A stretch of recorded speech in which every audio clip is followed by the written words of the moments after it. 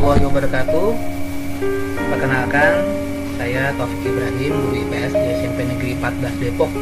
Kali ini saya akan berbagi tentang desain atau pengembangan daripada desain RPP terkait dengan model pembelajaran Project Based Learning atau PJBL, yang kali ini saya coba kombinasikan dengan STEM dan literasi dan numerasi, sehingga penjelasan materi saya hari ini saya kasih judul yaitu Project Based Learning berbasis STEM Litnum.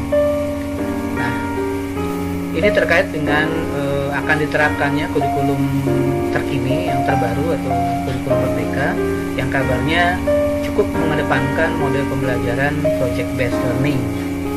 Nah, kali ini saya coba ingin sharing tentang cara membuat RPP atau mengembangkan RPP yang mengandung atau memanfaatkan model pembelajaran PJBL Project Based Learning yang berbasis STEM dan literasi serta numerasi. Nah, pada penjelasan saya kali ini di YouTube ini atau di video saya ini, saya juga sertakan link unduh untuk materi presentasi PowerPoint-nya, kemudian untuk LKPD-nya juga dengan RPP-nya. Jadi nanti Anda para sahabat-sahabat guru sekalian bisa mendownload dan bisa diupayakan atau direkomendasikan untuk bisa mengembangkan dari RPP yang sudah saya buat ini. Nah, yang pertama adalah di sini sudah saya kasih judul di slide pertama. Kemudian di slide yang kedua, di sini saya menampilkan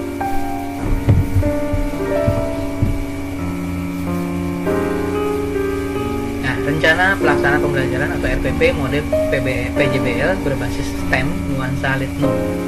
Nah, di sini saya mau coba memunculkan kompetensi dasar dan IPK-nya. Perencanaan ini saya buat di era pandemi COVID-19 ya, yang sejak Maret 2020, di mana negara kita terlanda pandemi yang dahsyat, sehingga materi-materi pembelajarannya pun juga disesuaikan dengan kondisi terkini pada saat itu. Nah, di sini saya sampaikan bahwa melalui kegiatan pembelajaran menggunakan model PJBL STEM ini, berbasis STEM ini bertujuan untuk menuntun peserta didik untuk mampu mengamati, menuliskan permasalahan, menganalisis, menyajikan hasil analisis tentang perubahan kehidupan sosial budaya bangsa Indonesia, kemudian dampak globalisasi akibat COVID-19, serta mampu mengatasi dampak negatif globalisasi era pandemi COVID-19. Sedangkan karakter yang ingin dimunculkan di KBN ini adalah siswa diharapkan memiliki sikap religius, mandiri, gotong royong, kejujuran, demokratis, kerja keras, percaya diri, kerjasama, serta kreatif. Nah, itulah tujuan pembelajaran daripada RPP model PJBL berbasis STEM bernuansa Litnum ini. Nah, di slide yang ketiga, saya coba munculkan analisis materi pembelajaran STEM-nya, di mana STEM ini merupakan singkatan dari Science, Teknologi, Engineering, dan Math. Satu-satu akan saya bahas. Untuk analisis materi pembelajaran STEM untuk bagian sainsnya, ini bersifat literasinya, yaitu di situ ada unsur faktual, konseptual, prosedural, dan metakognitif.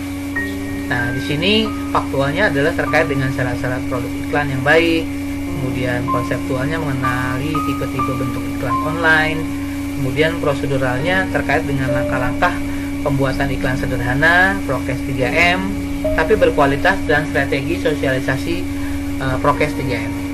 Dan yang keempat adalah metakognitif, yaitu mengidentifikasi budaya penggunaan iklan yang baik di kalangan masyarakat, mengembangkan iklan sosialisasi prokes 3M, dan menganalisis hambatan sosialisasi prokes 3M. Nah, di slide keempat ini saya membahas bagian daripada STEM, yaitu T-nya, yaitu teknologi. Di sini saya memanfaatkan menggunakan aplikasi seperti PowerPoint, Canva, Snapseed, PixArt, atau aplikasi lainnya untuk membuat desain flyer. Nah, yang kedua, menggunakan aplikasi online dalam memasarkan produk, yaitu misalnya sosmed seperti WhatsApp, Instagram, TikTok, FB, website, blog pribadi, ataupun aplikasi platform online lainnya. Nah, di unsur STEM yang ketiga yaitu engineering. Nah, ini sifatnya literatif ya, literasi. Nah, engineering di sini adalah memilih jenis aplikasi untuk pembuatan desain flyer atau spanduk online, memilih jenis aplikasi online yang digunakan sebagai media sosialisasi program. Yang ketiga adalah merancang desain flyer, dan 4 membuat desain flyer. Nah, untuk yang bagian keempat daripada STEM ini adalah matematika atau bersifat numerasi. Di sini saya akan mengajak siswa untuk menghitung secara sederhana jumlah viewer iklan flyer Prokes 3M yang sudah mereka buat ketika flyer yang sudah mereka bikin itu tentang 3M itu sudah di-share di sosmed. Nah, nanti mereka diminta untuk menghitung secara sederhana jumlah viewer iklan yang mereka buat. Kemudian mengidentifikasi jumlah tayangan iklan flyer Prokes 3M. Kemudian mengidentifikasi dan menganalisis jenis kalangan viewer iklan Prokes 3M. Kemudian mencatat dan mendata berbagai komentar netizen, berapa yang negatif dan berapa yang positif terkait dengan flyer iklan Prokes 3M yang hasil karya dari masing-masing kelompok siswa yang nanti akan dibuat. Nah, terkait dengan sintaksnya di slide ke-7 ini saya munculkan sintaks atau tahapan daripada project based learning. Yang pertama bahwa di sini dilakukan pengenalan masalah atau pertanyaan. Kemudian yang kedua adalah mendesain perencanaan proyek. Yang ketiga adalah penyusunan jadwal proyek. Yang keempat pelaksanaan dan monitoring proyek. Kemudian menguji hasil presentasi proyek. Dan yang terakhir adalah evaluasi dan refleksi. Nah, di tahapan selanjutnya adalah detail daripada sintaks project based learningnya. Di sini saya coba tampilkan snapshot daripada RPP yang sudah saya buat, yaitu pengalaman belajar dan kompetensi dalam penerapan PJBL-nya. Di sini langkah pertamanya adalah pengenalan masalah atau penentuan pertanyaan mendasar. Nah, di sini Anda bisa melihat sendiri bagaimana detail tentang pengalaman belajarnya, kemudian kompetensi abad 21 yang ingin dimunculkan, ya. Kemudian pendekatan saintifiknya seperti apa sudah saya cantumkan di sini. Di slide ke-9 adalah tahapan kedua, sintaks yang kedua daripada project based learning ini, yaitu penyusunan rancangan proyek. Di sini juga ada kolom pengalaman belajar, kompetensi abad 21 dan pendekatan saintifik K13-nya. Di slide ke-10, langkah ketiga adalah dan keempat, yaitu penyusunan rencana kerja dan pelaksanaan dan monitoring proyeknya. Sama seperti sebelumnya, di sintaks sebelumnya juga ada kolom pengalaman belajar, kompetensi abad 21 dan pendekatan saintifik K13.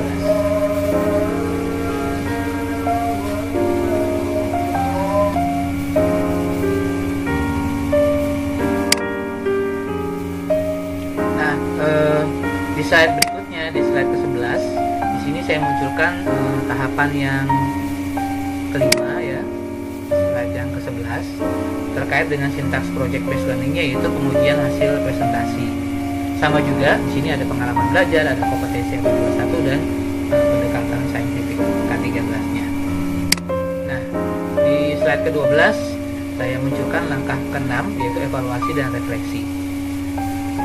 Nah, di slide ke-13 saya munculkan snapshot daripada lembar kerja siswa berupa artikel terkait dengan tema pengaruh globalisasi pada persebaran COVID-19 di dunia.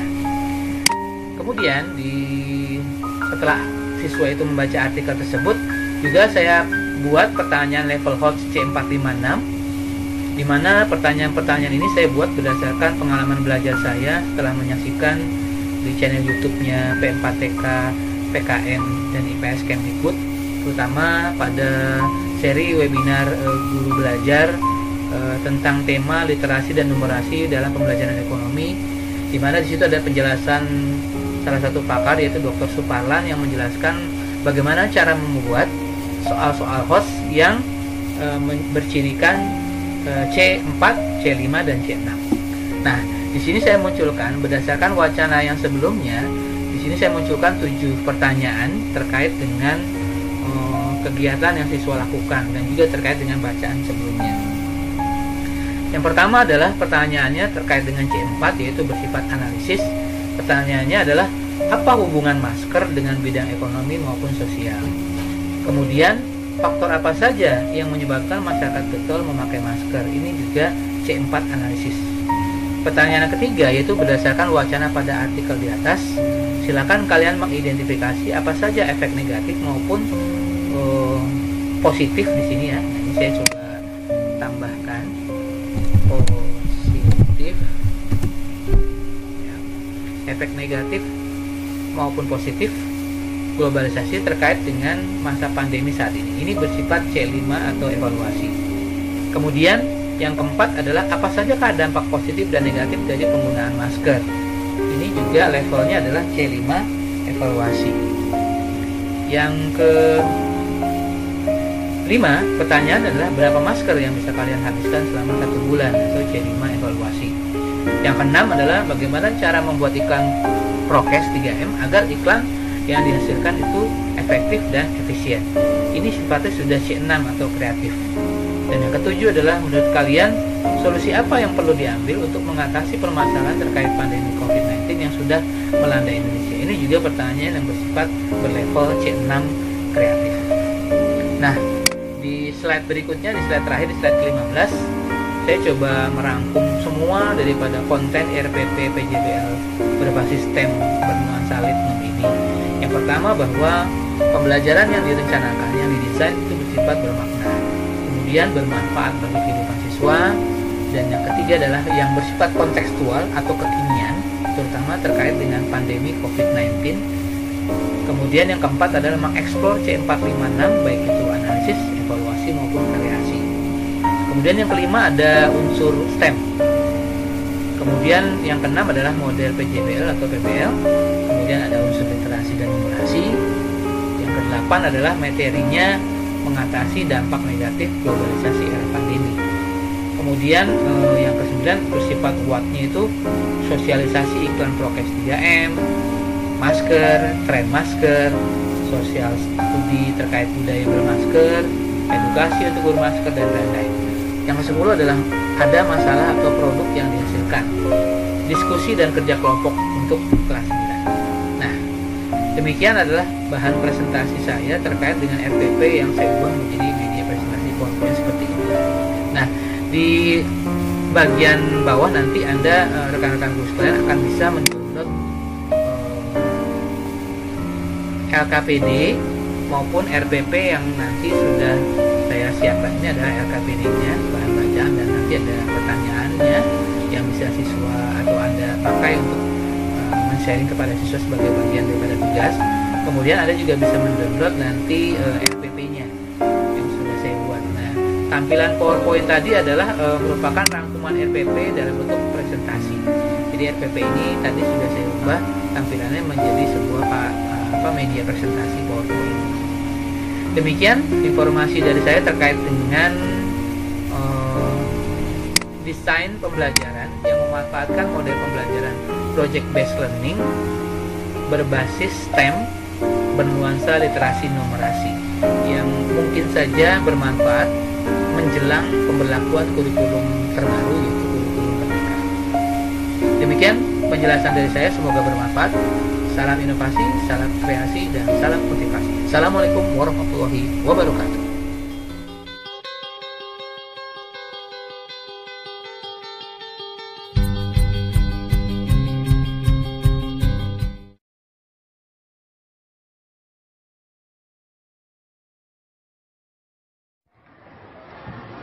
Assalamualaikum warahmatullahi wabarakatuh, anak sekalian. Waalaikumsalam warahmatullahi wabarakatuh. Ya, apa kabarnya kalian pagi hari ini? Alhamdulillah, luar biasa, merdeka. Mantap, tepuk tangan buat semuanya.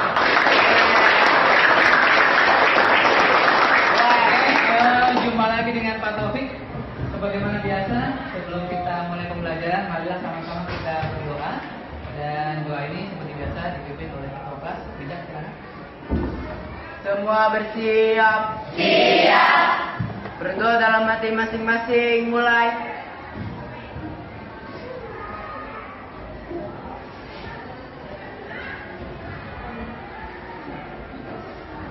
Berdoa selesai.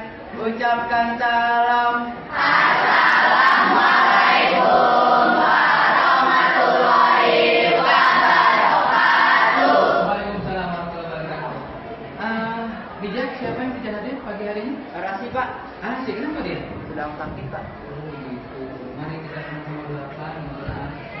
kembali ke kelas kita dalam kondisi yang sehat. Amin. Baik, kalian, ini adalah pertemuan kedua kita.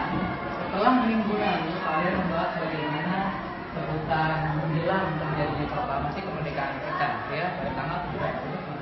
Dan sebelumnya ya, hari ini kalian akan saya ajak untuk masuk ke dunia pada saat menjelang dan detik-detik proklamasi yang diproklamasikan oleh dua tokoh proklamator kita. Siapa namanya?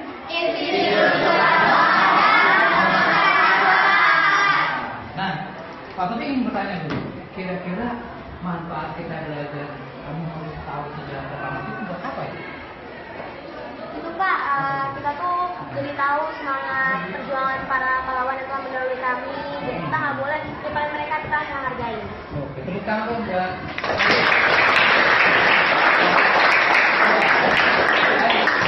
Nah, jadi hari ini selain kalian tadi sudah mengetahui tujuan versinya Airin tadi, kamu juga harus tahu potensi apa yang akan dicapai setelah kita belajar pada hari ini tentang seputar proklamasi ya, sejarah kronologis seputar proklamasi Indonesia. Nah, jadi diharapkan kalian sebagai siswa nanti mampu mengurutkan secara kronologis urutan yang sebenarnya terjadi pada waktu detik-detik proklamasi kemerdekaan bangsa Indonesia. Oke, siap? Nah, sekarang sebelum kalian bekerja dengan kelompok, saya akan menayangkan sebuah film, potongan film bagaimana proses menjelang detik-detik. Mari kita saksikan bersama. Ini trailer film 16 Agustus 1945.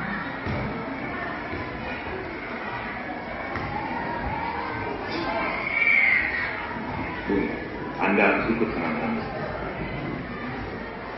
Malam itu.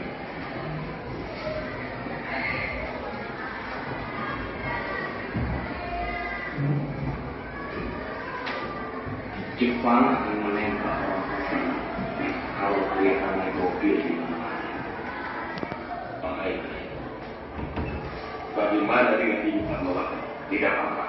Kamu dapat lagi yang sangat besar. Oh, masalah masyarakat kelompok atau mengajukan kita harus segera merebutkan kebenaran.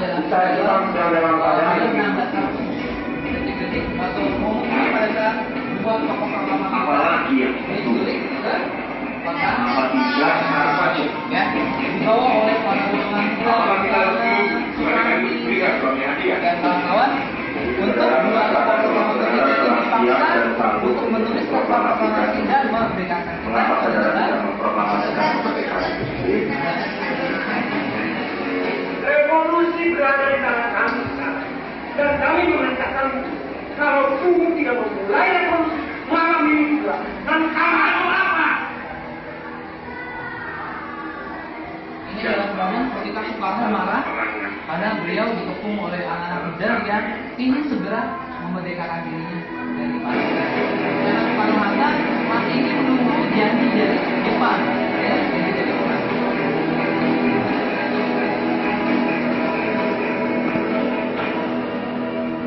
Oke, kita beri tepuk tangan buat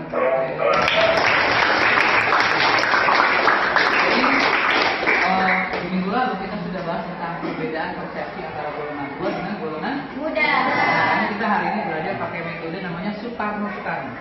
Soekarno mewakili golongan tua, Soekarni mewakili golongan Muda. Ya, golongan tua Soekarno dan Hatta ingin menuntut kemerdekaan kita, menuntut Jepang yang ngasih kode-kode gitu, kalau bahasa sekarang itu kode-kode ya.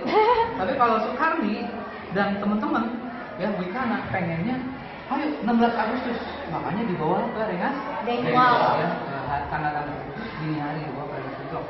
Dan terjadilah apa yang harusnya terjadi, yang kita tahu bersama bahwa 17 Agustus 1945 adalah hari kemerdekaan Indonesia. Ya.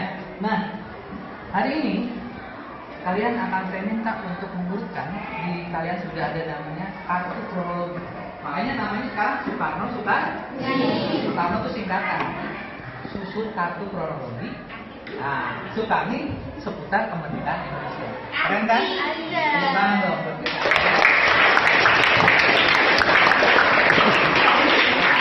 Soekarno golongan tua, Soekarni golongan muda. Sukani seputar kemerdekaan Indonesia. Oke ya. Kalian ada waktu 20 menit, nanti Pak Topik sambil menilai pergerakan kalian. Ya, kalian sudah dibagi menjadi 6 kelompok. Silakan saya beri waktu sekitar 15 sampai 20 menit untuk menyusun kartu itu menjadi urutan 1 sampai 8. Kemudian nanti kalian tuliskan di selembar kertas untuk mengambil judul-judulnya aja. Dan nanti ada operator di tiap kelompok di laptopnya masing-masing untuk menyusun itu secara virtual. Setelah selesai, nanti saya akan membagi beberapa kelompok untuk presentasi hari ini. Ya, maksimal hari ini 3 kelompok dulu deh. Nanti minggu depan dari pertemuan berikutnya nanti 3 kelompok dulu. Oke, siap ya? Siap. Oke, kita mulai saja. Langsung saya dalam hitungan ketiga langsung bekerja ya. 3, 2, 1. Silakan. Ya. Sambil kita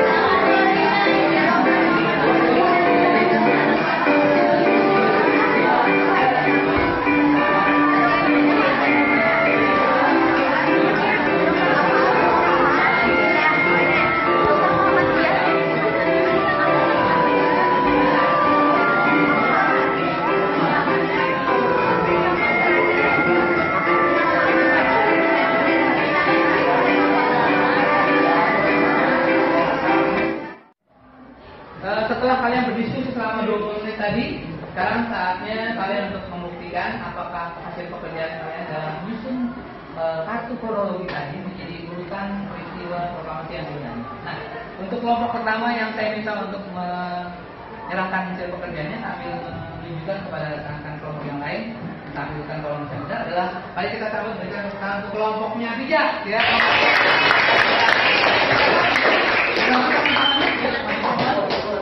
Ini kita buka dulu, ini kartu virtual 1 untuk kelompok yang maju pertama ya. Oke, ya. Oh nanti ditanggapi kalau misalnya urutannya seperti apa ya. Nah silakan bijak. Siapa yang menjadi operatornya? Ada yang ngasih petunjuk dan yang lain nanti siap-siap untuk presentasi di sana ya. Silakan sini dikerjakan dulu.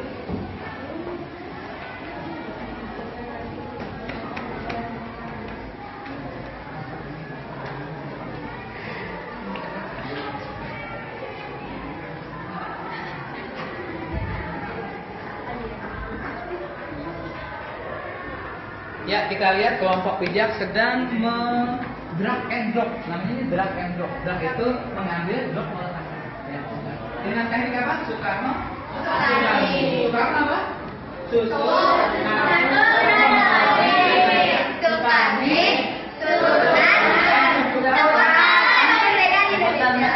Negara Indonesia.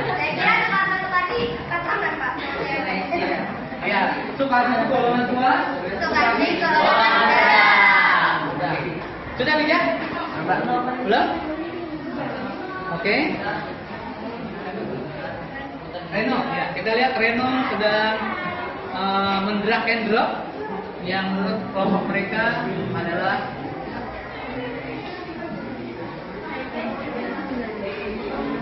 di garisnya Reno yang ditarik itu garisnya. Nah, bukan garis ini. Nah, jadi di garisnya kan. Nah, ini. Nah, ya, jadi garis yang di sini. Nah, di garisnya supaya bisa bergerak ya. Nah, itu tadi terkopi berarti ya. Ya, dihapus saja. Apa? Ya.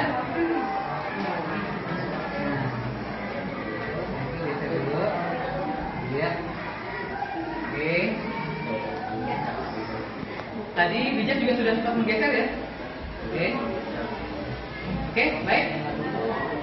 Bagaimana kelompok yang lain sebelum mereka presentasi? Apakah sudah benar? Apakah ada yang perlu kalian berikan masukan?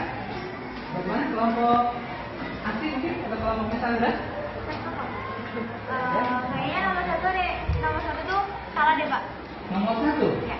Harusnya nomor 1 bukan ditempatin sambutan meriah dari daerah. Oh gitu. Harusnya di tempat rumah makan Laksana Maeda. Laksana Maeda. Oh, tempat ya? Iya. Jadi maksudnya ini tadi sudah terkopi ya. Nah, ini aja.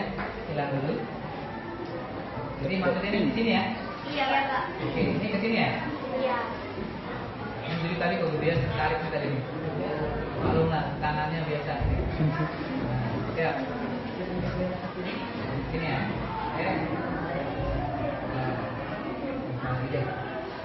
Ya, ini ada masukan dari kelompok 1. Oke. Di sini ya. Ini kan?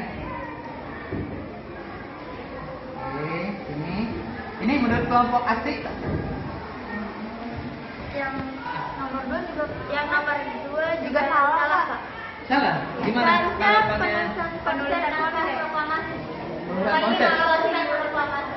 Oke, baik, coba saya cek dulu kelompoknya Rafika. Bagaimana? Setuju dengan pendapat kelompoknya asik? Iya Pak, itu ada beberapa juga yang salah. Nah, harusnya? Harusnya peristiwa besar proklamasi itu ada di Nomor?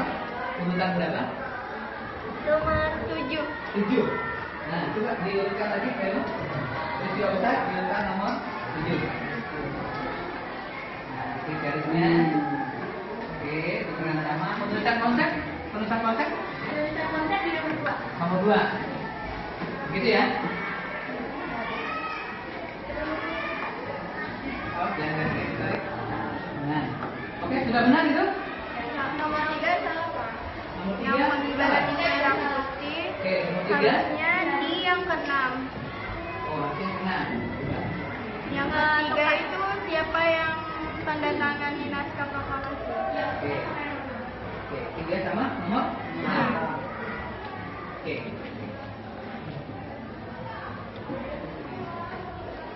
Ini jadi operator ya. Sudah betul semua? Satu lagi kak? 4, harusnya ada di nomor 5, nomor 5 sampai nomor 4 Pak. Oke, kita lihat. Nomor ini mah. Ya, ini adalah Teknik Soekarno-Soekarni, Soekarno susun kartu kronologi, Soekarni seputar kemerdekaan Indonesia. Oke, sudah pernah semua? Tepuk tangan buat kelompoknya Bijak dari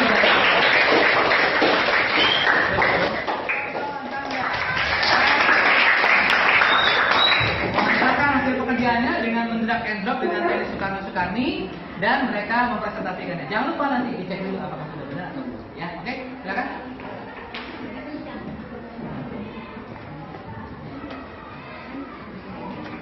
Ya, kita lihat Hanif sedang mendrag and drop susunan kartu kronologi menjadi urutan yang menurut mereka benar. Ya, kalau nanti dilihat lagi apakah urutan itu sudah benar atau tidak, jadi dikasih tanggapan. Yang digeser garisnya.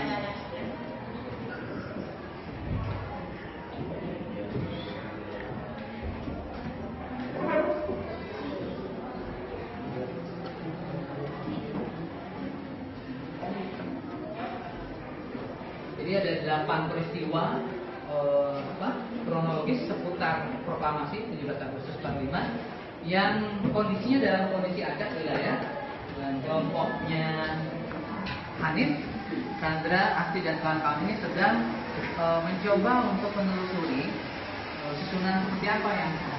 Ya, kita lihat apa susunannya. Sambil kelompok lain nanti bersiap diri ya, nanti kalau misalnya pada gilirannya untuk tampil. Lihat Sandra dan Hanif masih. Jadi jangan garisnya yang digeser, jangan itu. Nah, itu geser lagi. Oke, silakan aja coba. Nah, buka lagi. Jadi kelompok Hanif dan Sandra dan Asti dan kawan-kawan sudah berhasil menyusun ini. Gimana tanggapannya?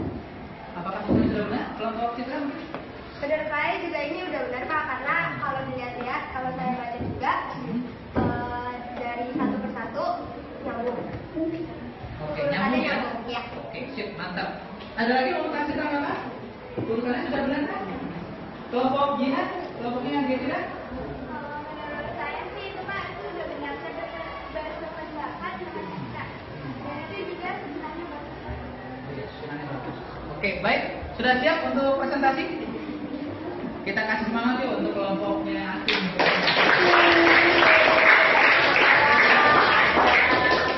Silakan Asti untuk menjelaskan bagiannya dan mungkin Sandra atau siapa? Yang pertama saya akan menjelaskan bagian nomor 2, penulisan konsep naskah proklamasi.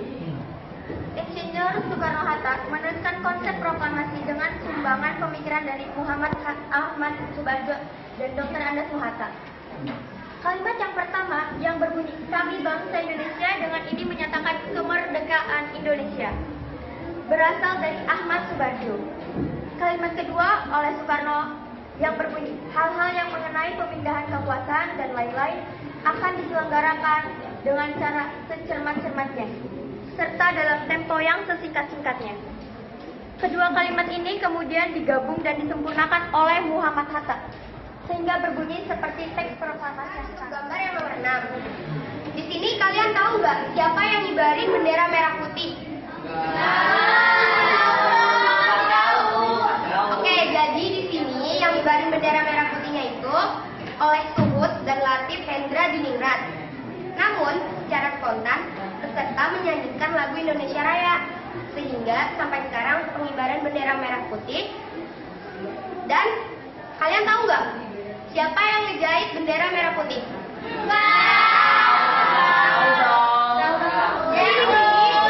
Jadi di sini Merah Putih itu Ibu Fatmawati. Dalam setiap upacara bendera juga selalu diiringi dengan lagu Kebangsaan Indonesia Raya dan dilanjutkan dengan sambutan Wali Kota Suwirjo dan Dr. Muwardi. Sekian dari kami, itu saja yang bisa saya sampaikan. Oke, tepuk tangan buat kelompoknya. Menurut kelompok saya, kronologinya seperti ini. Dan saya akan menceritakan tentang momen pembacaan naskah proklamasi nomor 4. Teman-teman tahu nggak?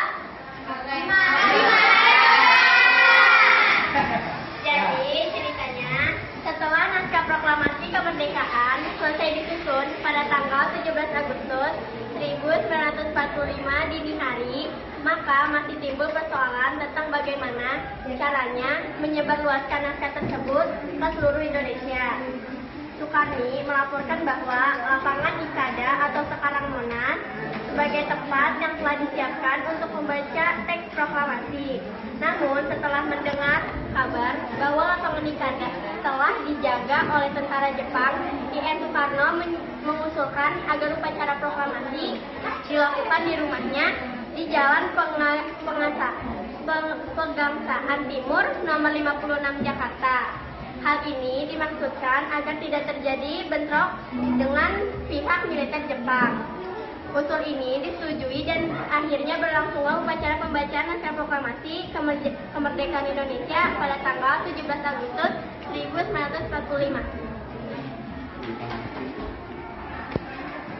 Ya, oke, gimana tanggapannya? Bagus? Bagus. Langsung buat speaker.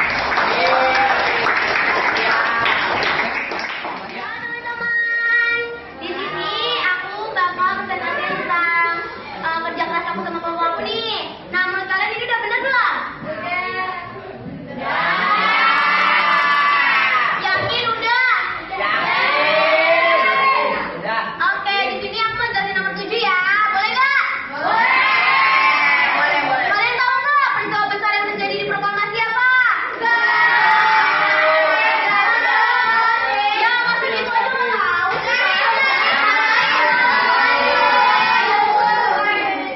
Kasih tahu. Udah nih, aku jelasin ya. Tersebut hanya berlangsung kurang lebih 1 jam doang loh. Tapi itu bisa membawa pengaruh besar banget bagi seluruh Indonesia.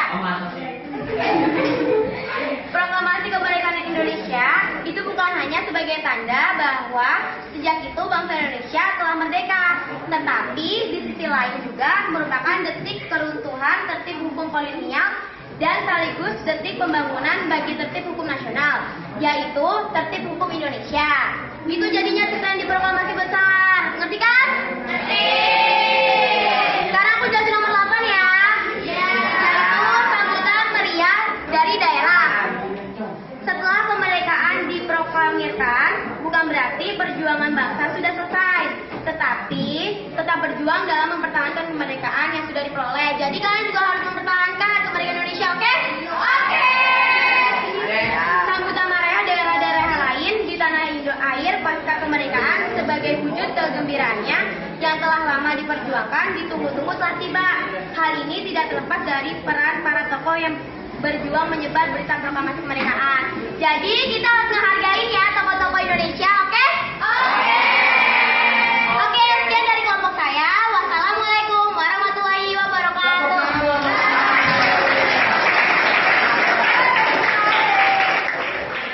Dengan teknik Soekarni susun kartu kronologi, Soekarni seputar kemerdekaan negara Indonesia. Ya. Sekarang ditutup, saya ingin menawarkan siapa yang ingin mengerjakan soal-soal di layar depan ini. Siapa yang mau mengerjakan? Saya.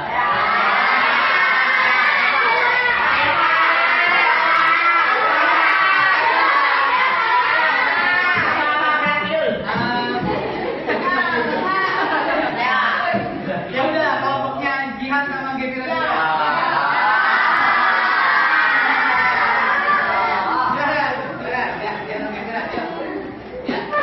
Kita lihat, kamu harus mengelompokkan mana yang masuk di layar yang pertemuan kita di minggu yang lalu, mana yang masuk di pertemuan yang sekarang.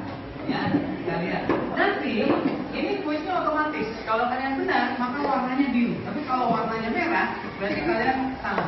Yang benar. Gimana? Giliran sama Jihan? Caranya juga, kamu tinggal nyambungin kalau nggak di kronologi, kalau nggak di perbedaan golongan. Satu kotak aja, satu aja, supaya nanti semua kelompok bagian ya. Oke. Kita lihat kelompoknya Gendira dan Jihan di berat gitu. Oke, semua meja. Oke, cukup. Tepuk tangan buat kelompoknya Jihan sama Gendira. Kembali ke kelompok lagi. Oke. Berikutnya kelompok Bijak sama Reno, silakan. Satu kotak. Ya. Penutup. Kita lihat. Pilih satu kotak aja. Dia tempatnya di mana?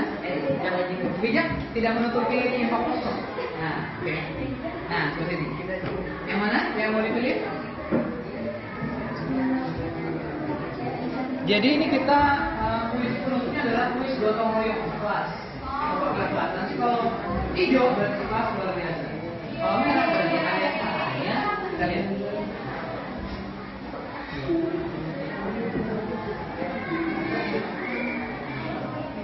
Ya, kita lihat Reno dan Bijak masih terlihat ragu-ragu untuk menyelesaikan di manakah dia letakkan itu. Sudah? Oke, kembali ke tempatnya. Tepuk tangan buat Reno dan Bijak. Oke, silakan Asti sama Zorit sekarang. Lanjut. Yuk. Pilih satu kotak lagi. Kalau misalnya ada yang salah boleh dipindah yang sudah terangkan sama kelompok lain ya. Silakan. Oke. Kita lihat sekarang kelompoknya Asti dan kelompoknya Zorit ingin menempatkan 8 peristiwa di depan, terus dalam dua kelompok kejadian yang berbeda. Oke, satu aja. Nah, dicek dulu yang di bawah sudah betul belum? Yang Hiroshima Nagasaki rumah mainnya sudah betul? Letaknya di situ? Apakah sudah betul? Cek lagi. Oke, kembalikan ke situ, nggak apa-apa. Oke, tepuk tangan buat Asti dan Zorit ya. Silakan Citra dan siapa? Ayah. Lihat, ini adalah gotong royong. Kita lihat, Naila dan Citra pilih satu kotak yang kalian ingin geser dan diletakkan sesuai dengan posisi yang sebenarnya.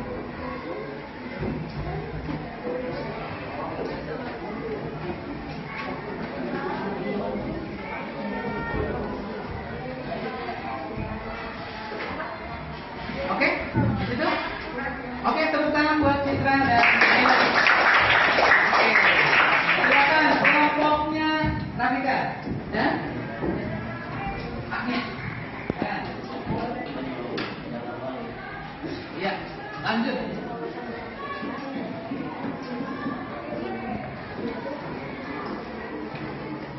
Yang dimanakah yang dipilih oleh kelompoknya Rafika dan Agnes untuk menempatkan peristiwa baik itu proklamasi maupun peristiwa pada saat perbedaan antara golongan 2 dengan golongan 3. Oke, di situ. Yakin? Sudah? Oke.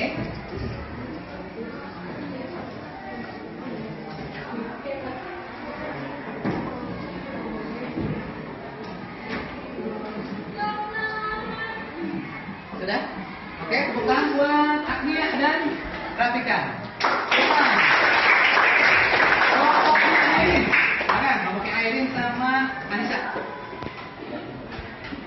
Masih ada 3 kotak lagi, saya akan menawarkan siapa yang berani menempatkan 3 kotak lagi belum ditempatkan setelah kelompoknya Airin dan Anissa selesai melakukan tugasnya. Oke, di situ. Ya, bukan buat kelompoknya Anissa. Yang berapa? Tiara. Oke, Tiara. Oke. Masih ada 3 lagi. Siapa yang mau berani maju sendirian memindahkan? 3 lagi. Silakan Airin. Oke, mantap. Airin silakan drag and drop. Kita lihat yang berbeda nanti di kotak terakhir. Kalau kotak terakhir merah, berarti sebelah salah. Wah. Nah, kita lihat. Aidin di situ?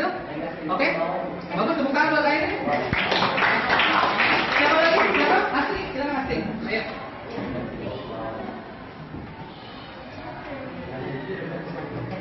Oke, Asti, kira-kira mau di mana? Ditaruh?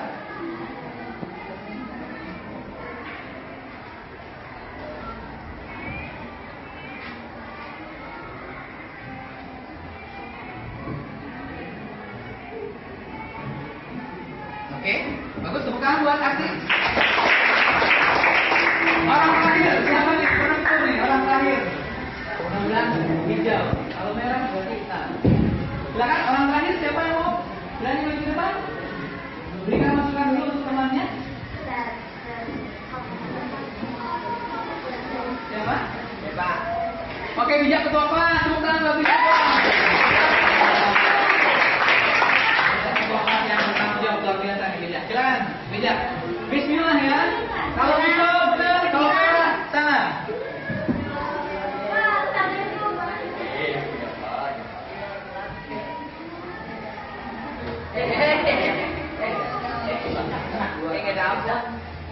Bijak megangnya gini. Megangnya, megangnya.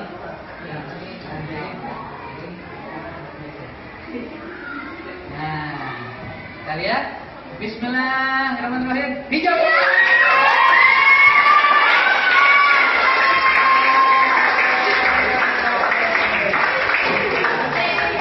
Gimana ya? Terus dengan yang semangat. Apa kabarnya pagi hari ini?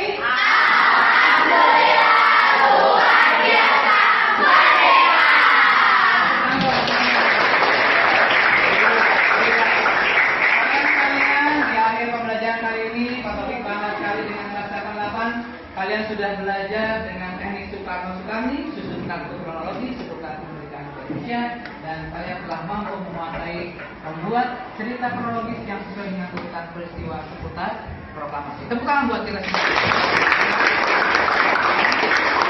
Baik, di akhir pembelajaran ini Pak Taufik akan memberikan tugas PR buat kalian. Ya, PR buat kalian. Silakan nanti kalian di rumah mengerjakan halaman 252 sampai dengan halaman 250. Itu saja pembelajaran kita pada hari ini. Yuk kita tutup doa untuk menutup pembelajaran hari ini. Minggu depan kita ketemu lagi dengan materi selanjutnya yang lebih menarik lagi ya. Oke, itu aja. Silakan bisa ditutup dengan doa. Semua bersiap. Siap. Berdoa dalam hati masing-masing. Mulai.